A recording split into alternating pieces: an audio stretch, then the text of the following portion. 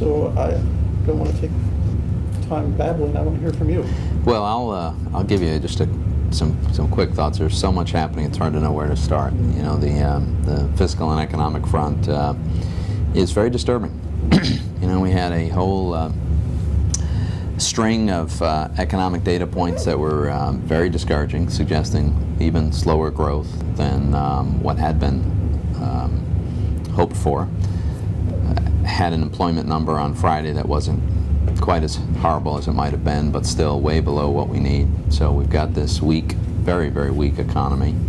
Did you favor the downgrade in the U.S. credit rating? Did you think that made sense for what you're seeing? Or favor is not the right way to put it, but look, I do think there's some cases, there are some instances in which people are shooting the messenger here. You know, the truth is we've put ourselves in a terrible fiscal hole. For decades, we had debt as a percentage of our economy that hovered around 40%. And today, the debt as a percentage of our economy is over 70%. And we're on a path for that to reach 100%. We're about a week or two away from a major revision in our outlook. The Congressional Budget Office does a mid-year review that comes out in the middle of August. They certainly have to revise down economic growth assumptions for this year. They probably will revise down their assumptions for next year if they're going to be even remotely close to what the consensus is among public and private sector economists. And that will in turn have a devastating impact on the projected deficits for the coming years. So the picture is bad, and it's going to look worse. S&P, I'm no fan of S&Ps. I think they did a terrible job during the financial crisis. They were behind the curve on the European sovereign debt. I think it's probably fair to suggest that part of their motivation is to try to get a little bit out in front of this curve, given the hit to credibility that they've taken. But having said all that, we're in an unsustainable place, and they're the ones acknowledging it. You were a no vote on the debt ceiling plan. Right. Was there a plan out there that you thought you could have supported? What I was pushing for all along, and what I would have, I did vote in favor of moving on to the cut, cap, and balance plan, which would have had immediate cuts in spending, would have put statutory caps on spending, and a balanced budget amendment to the Constitution. What I consistently called for was to try to reach a consensus that we ought to put our federal government on a path to a balanced budget. I just don't think that's so unreasonable. You know, we've embraced that before. A Democratic president, Bill Clinton, together with Republicans in Congress, embraced that idea, and it's not as though they were the best of friends. You know, there was plenty of, there was a tremendous antagonism, and yet they agreed on that idea. Bill Clinton reluctantly, but he did. And then we had a big argument about whether this should take 4 years or 6 years or 8 years or how long it should take and how we would get there. But we got there in the 90s. The thing that's maddening to me is we have an administration and many in Congress who just don't even want to acknowledge the possibility, don't even want to have a discussion about this. They think that the more we borrow and spend, the better off we'll be. And I think that's ridiculous. So, it's a long answer to your question, but yeah, what I wanted to see were immediate, thank you very much, immediate cuts in spending and reforms that would put us on a path to a balanced budget. I was very clear, we're not going to be able to balance the budget next year or the year after. It's not going to, we're in too deep a hole to do this overnight. But how could we possibly tell the American people that it's never possible? That's ridiculous. Of course it is. It's a matter of having the will to do it. And what's not possible is to continue running deficits on this scale. You know, the debt limit that we're going to hit at some point is going to be the debt limit imposed by people who won't lend us money anymore. You cannot continue like this. So I understand the skepticism and some cynicism about S&P, but I think based on objective metrics, and I will add, there's no danger that the U.S. is not going to make payments on its borrowings anytime in the immediate future. There's no danger of that at all. That was true before the debt ceiling was raised. It's true today. But it's also true that in the long term, we need structural reform, or else we will not be able to honor all of the commitments that we've made. What do you expect to see this commission come forward with in the months ahead? Well, there's two big things that I think we ought to focus on in this front. One is the current funding bill for the federal government expires on September 30th. The CR, which, remember, that was the previous big debate. Now, we have a completely dysfunctional Senate, a generally dysfunctional government, and so we didn't pass a budget, and we have not gone through the normal process of passing individual appropriation bills that determine the funding for this category of government spending. So we did one. We did a military construction appropriation bill. The other 12 bills are not done. So we're going to get into a fight about some big omnibus spending bill, which is a really lousy process, because when you roll something up in a multi-thousand-page bill that funds, literally $1 trillion worth of spending in one shot, you never get the deliberative process to consider the various components. We ought to have these bills on the floor. They ought to be debated. There ought to be amendments. There ought to be a public discussion about what's in and what's out and what our priorities ought to be. But that whole process is largely subverted. Nevertheless, whatever form it takes, we really need to try to have some immediate cuts in spending. One of my criticisms about this deal that raised the debt limit last week was that the immediate cuts in spending were tiny, less than 0.5% of federal spending. And the big cuts in spending are the promised cuts in future years. Well, that's up to future Congresses. We can't control that. We can hope for it. But the real demonstration of a willingness to impose fiscal discipline is cutting spending in the year that you actually control, which is the current year. And I was very disappointed at how minimal that was. So that's the first item. The second big opportunity is the one you alluded to, which is this committee, this super committee as it's being called. The committee is extraordinary in the powers that it has, because it has essentially no jurisdictional limitations. It can weigh in on tax policy, spending policy, discretionary, entitlement, across the board. It can produce a bill that does any of those things. And then the other big deal is procedurally, there's nobody in either the House or the Senate that can block consideration of the product. So the majority leader of the Senate, whether he likes it or not, this bill goes to the Senate floor for a vote, and it's an up or down vote. It's not subject to a filibuster. Republicans can't put a 60-vote hurdle on it. So it's a simple majority. It's going to pass it or not. Similarly, in the House, which the legislative agenda of which is entirely controlled by the leadership of the majority party, except with respect to this committee. They can put a bill directly on the House floor, and John Boehner can't stop it. So it's a big deal. And by the way, my own political view is that if the committee is able to produce a product that passes the House and the Senate, the president has to sign it. Politically, I think he would not be able to veto it. So he will attempt to influence the product before it gets to his desk. If it gets there, he's signing it. What kind of jockeying is taking place to be part of that group? And are you interested in being part of that group? I read that you were, but... yeah, I'd love to be on that committee. It's because it's such an extraordinary committee, and there are a lot of guys who are well ahead of me in line in a town for which seniority matters a great deal. I assume that I am, that there are guys ahead of me in line. And having said that, sure, I'd like to be on it. Some of the omnibus spending bills, transportation being one of them. I mean, what do you think, where the Well, you have- problems want to occur? You have a transportation authorization bill, which is long overdue. Right. Congress hasn't done it, just keeps these extensions every year or so, extends it for another year. But that's not, that's separate from the annual appropriations bill. Now, there's also a transportation appropriation bill that will be rolled up in the omnibus. This is what I'm assuming. There's just not enough time to do it any other way, so that's why I'm assuming that it'll all be in an omnibus.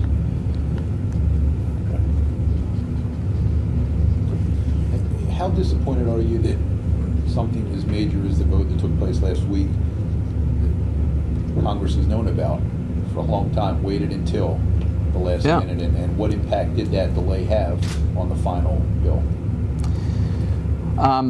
It's a ridiculous process. You know, some of us were raising this issue in January. I was sworn in January, and I was raising this issue then. I think, you know, I never realized how much I appreciated having a normal, predictable process until it was suspended. You know, there's a reason that you do a budget, and we didn't do a budget. There's a reason you go through a series of appropriation bills rather than just one giant roll-up omnibus at the end. But we haven't done any of these things. And so that contributes to this process where we've got our back against the wall, and in the final hour there's 5 guys in a room with the doors closed, and who knows what they come up with. That's a ridiculous process for dealing with something as big and important as $2.5 trillion of new debt and whatever we're going to do about that. So I have found this very, very frustrating. Earlier you said that we have a dysfunctional Senate, and you may have said our government's dysfunctional. What does that say to the American people, that they've elected everyone to go there and do the job, yet you're dysfunctional? It's got to be extremely frustrating. But I would ask people to discern between the more and the less dysfunctional, and those that are trying to do their work. For whatever you might think of the budget that was passed by the House, and reasonable people can certainly disagree about the content, the fact is they did a budget. They went through the process, they argued about it internally on the House floor, they put it up for votes, and they passed it. And then Harry Reid cynically walks down on the Senate floor and says, oh, I'm not going to do a budget. Never mind that it's statutorily required by the Senate and the government in the 1974 Budget Act. Never mind that it's just, you know, an obvious obligation on the part of a federal government that's going to spend $3.7 trillion to lay out how it's going to do it. So people ought to be really frustrated. But I would suggest that the responsibility for this is not uniform. How have things changed in the 5 years while you were gone from Washington? Well, the big change when I was in the House is we actually went through the process. I was on the Budget Committee. We had multiple competing budget resolutions, and we had a very public battle over them. We did it in committee. We had amendments. We went through the scrutiny that goes with that process, and then we put it on the House floor, had multiple competing budgets on the House floor, and one of them eventually emerged as the successful budget. We moved it over to the Senate. Then the Senate did its work, and then the two were reconciled in the textbook fashion in which our federal government bicameral legislation is supposed to work, right? When I was in the House, we had conference committees all the time. It was understood that we were going to pass a bill in the House, the Senate would pass a different version of the bill, and then, you know, people would hope to be on the conference committee to work out the differences, and then you'd have a vote on a conference report. We haven't had a single conference committee since I've been in the Senate. I'm not aware of there even being a conferees having been appointed. I think there may have been one. Maybe it was on the FAA bill or the patent bill.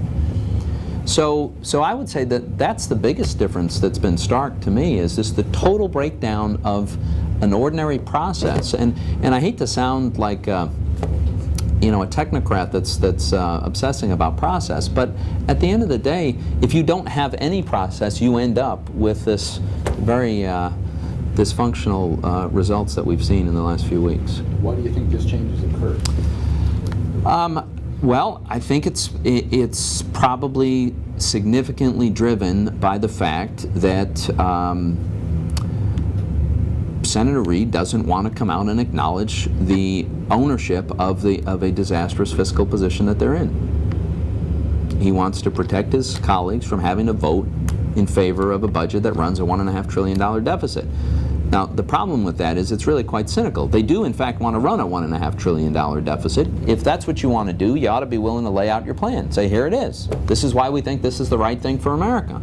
And deal with it. But they refuse to acknowledge that. They want to try to avoid taking responsibility.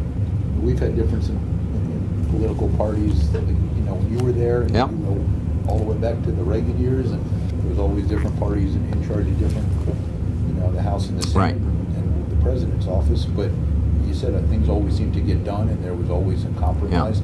There just doesn't seem to be any compromise right now. Well, I'm not sure there isn't any compromise.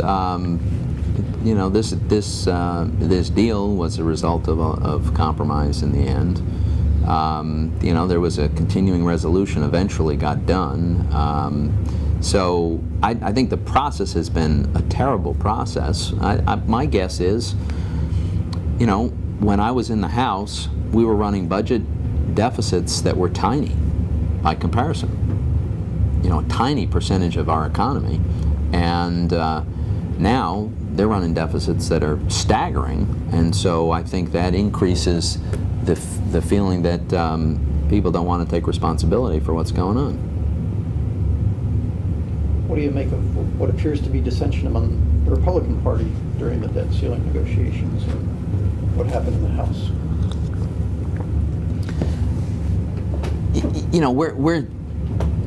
We're inevitably going to have disagreements and arguments, and we should. They should be publicly debated.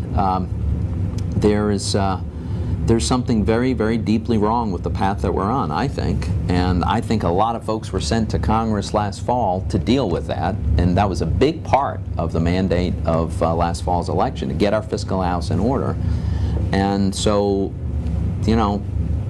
I'm not surprised, and I don't blame people for feeling strongly about it, and I myself have felt very strongly about it, and insisting on some spending cuts and reforms if we're going to go and raise the debt ceiling by $2.5 trillion. Now, I will also say I think it's been, as bad as the process is, we did actually make progress in the sense that, the President's opening position was raise the debt ceiling with no conditions. Remember, they repeated many times during the first few months of the year that they wanted a clean debt limit increase, by which they meant no strings attached, no conditions on spending, and that was the President's position for a long time.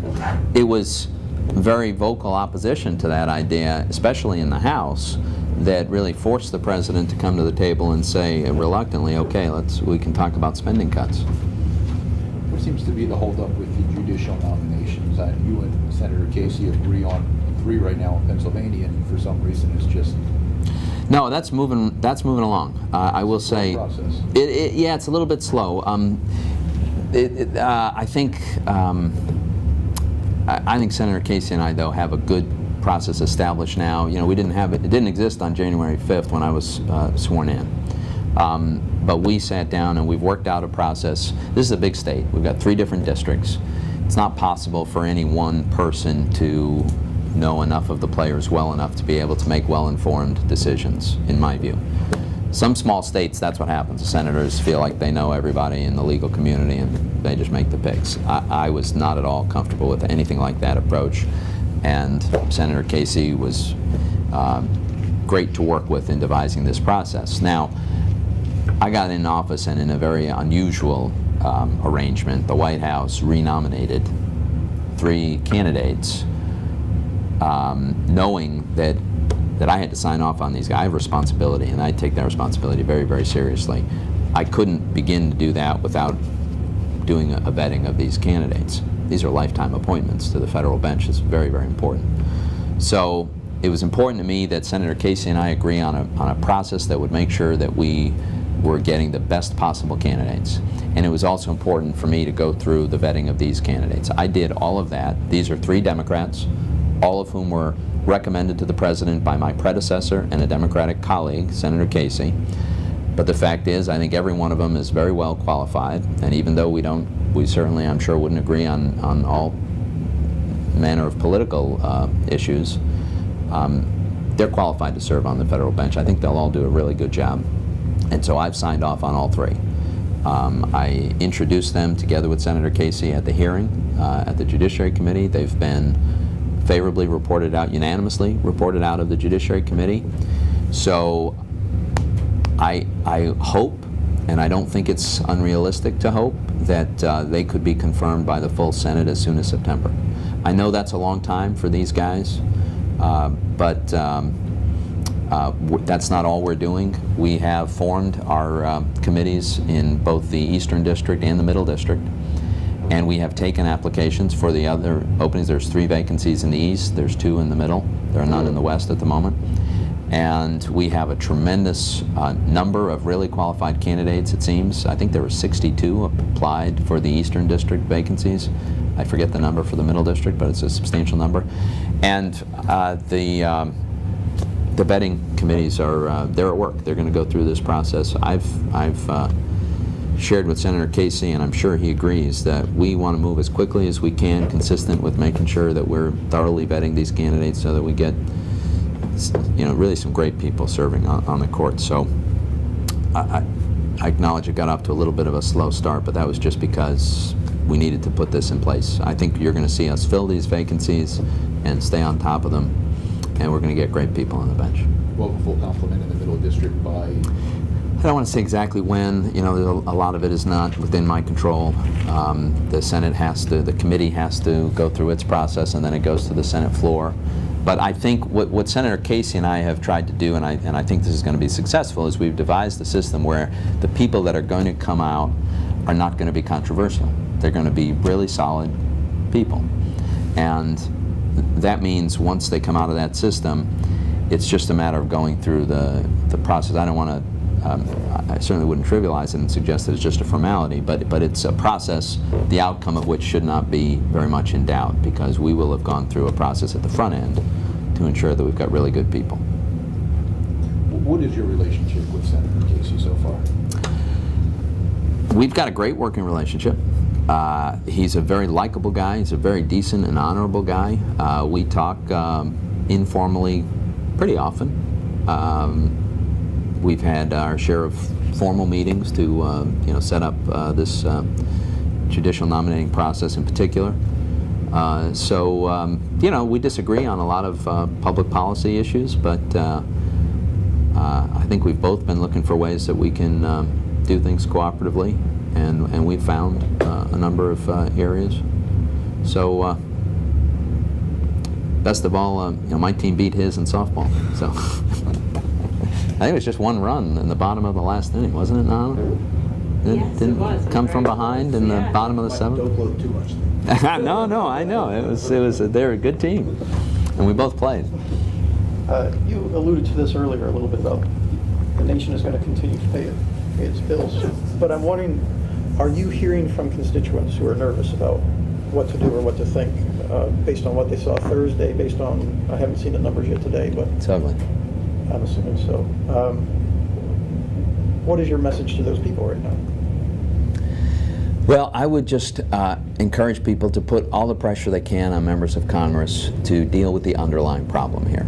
You know, one of my messages as we approached August 2nd was, if we just fixate on raising the debt limit by August 2nd, we will miss the more important problem, which is the underlying problem that got us here. And the markets, we were told, would celebrate and we'd have a huge rally in the market if we would just raise the debt limit. Well, we raised the debt limit and the markets went in the tank. And it's not all because we didn't really solve the underlying fiscal problem. I don't think anyone expected us to solve it all at once. But it was clear that the debt limit itself is a symptom of an underlying problem, which is deficits that are way too big and too much accumulated debt. If we get that fixed, and it's not too late. You know, we have some terrific advantages as the world's biggest economy, as the world's reserve currency. It's amazing that we're able to have the amount of debt that we have and still be able to issue 10-year debt at 2.5%. But we can. This is the window of opportunity for us to solve this problem before the solution's imposed on us externally, as has happened in other countries. But we don't have any time to lose. And the other point that I would just stress is this is totally tied up in economic growth and job creation.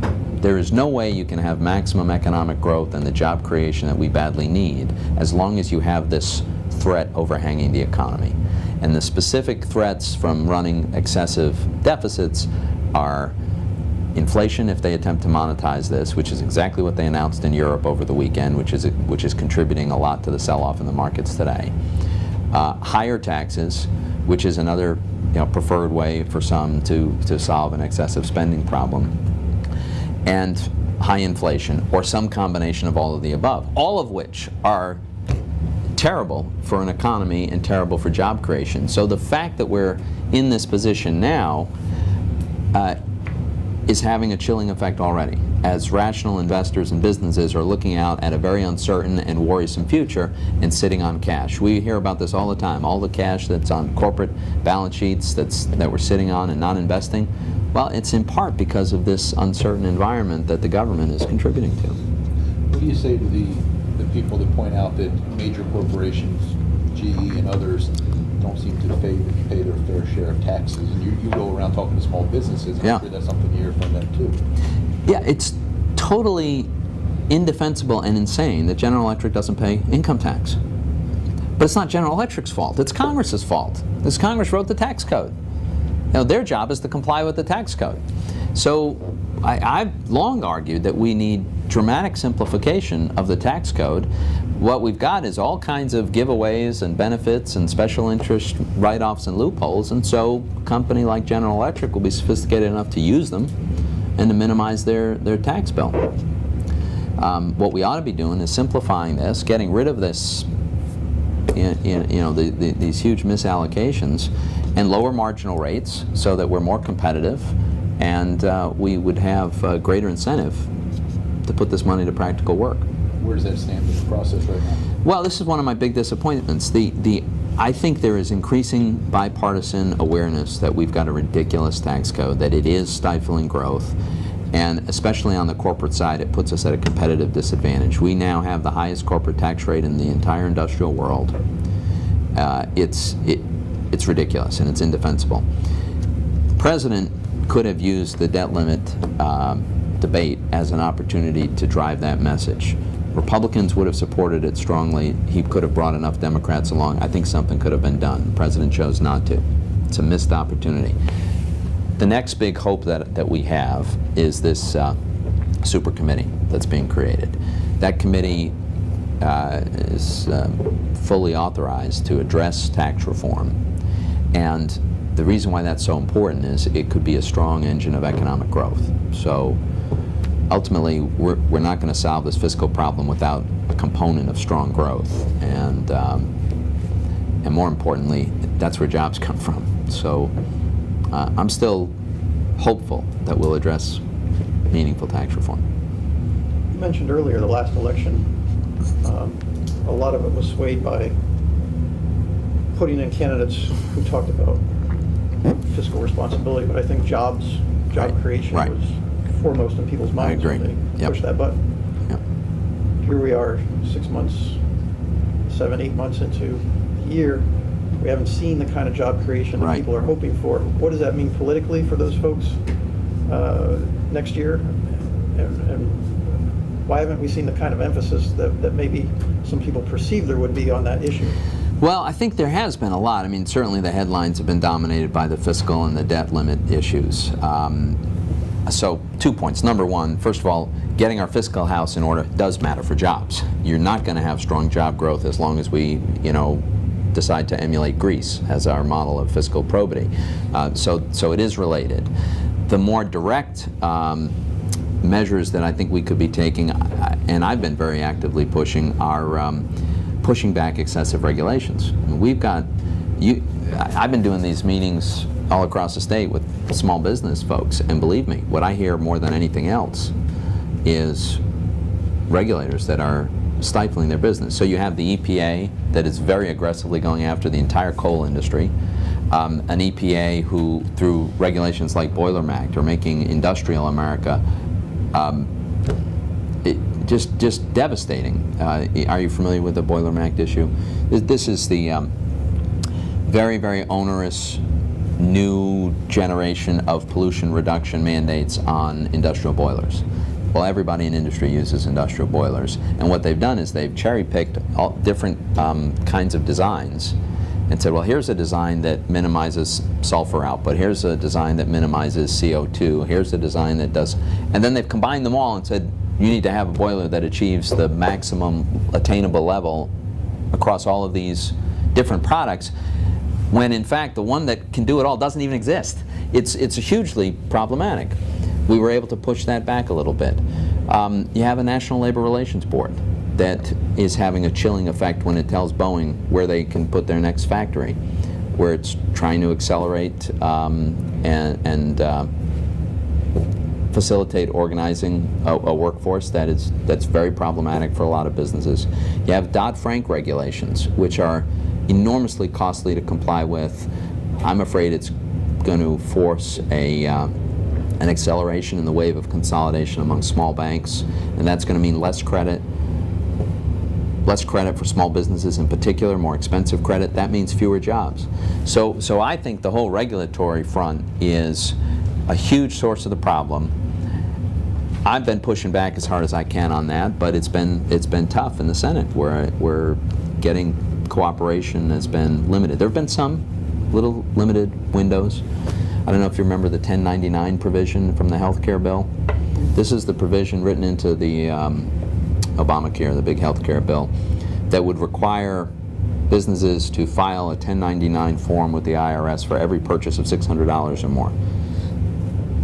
Enormously tedious and time-consuming and counterproductive for a small business that doesn't have a big accounting department to just crank these out. That would have cost us jobs. Now, we were able to repeal that provision. I've been very active in an effort to repeal another provision, which is the medical device tax. You may remember Obamacare also imposes a 2.3% tax on the sales of medical devices, irrespective of whether the company makes a profit. And in Pennsylvania, we've got a lot of young and startup medical device companies that aren't yet profitable, and to impose this new tax on their top line sales is very, very problematic for them. It's stifling to their ability to grow and attract capital. So I've joined an effort to repeal that provision from this bill. So we've got a long list we could provide of efforts to try to push back the regulatory excess, all for the purpose of maximizing jobs. Here's the simplest, most straightforward one. I introduced a bill when I discovered that the EPA imposes new regulations without even asking the question, how many jobs will this cost? Now, I think that's ridiculous. They ought to evaluate the impact on jobs and consider that as a cost and weigh it against the benefit of whatever they're thinking, so that we have a sound policy that just strikes a balance between cost and benefit. If you don't know what the cost is, how can you know that you've got a reasonable balance between the cost and the benefit? So my legislation would require that they determine through a audited process what the impact on jobs would be of any new regulation, and that they publish that, they disclose it to Congress and the public, and that they hold hearings in the venue where the jobs would be lost, so that it doesn't forbid them from issuing a new regulation, but it requires that the cost and jobs be weighed. What's the cost of that? Those meetings and so forth. You know, in terms of yeah, the time it might take to put in an important, perhaps life-saving kind of change. You know, they've been at this for decades. I think the big, immediate, life-saving things probably got done quite some time ago. If you look at what they're doing now, it's a whole range of further reductions. I mean, the whole story of pollution in the United States in the last several decades has been steady decline, right? I mean, our air is cleaner now, our water is cleaner, and that's all good, and it's driven significantly by some of the regulations. But as they go to continue to try to diminish, every last bit that they can, you reach diminishing returns at high costs. And so I think you ought to weigh the costs. Excuse me, Senator, let me interrupt, but we need to Maybe one or two more questions? Yes. Two-part question on the same topic. Looking ahead towards the presidential election next year, and especially the Republican primary, which candidate do you see yourself currently supporting, and which one do you believe of those in the pool right now have the best chance of unseating Hogan? I'm not supporting anyone right now. I think there are several strong candidates in the field. The field may not be complete, even though it is getting a little bit late. This is an unusually fluid environment, and so we might see people get in who have not yet done so yet.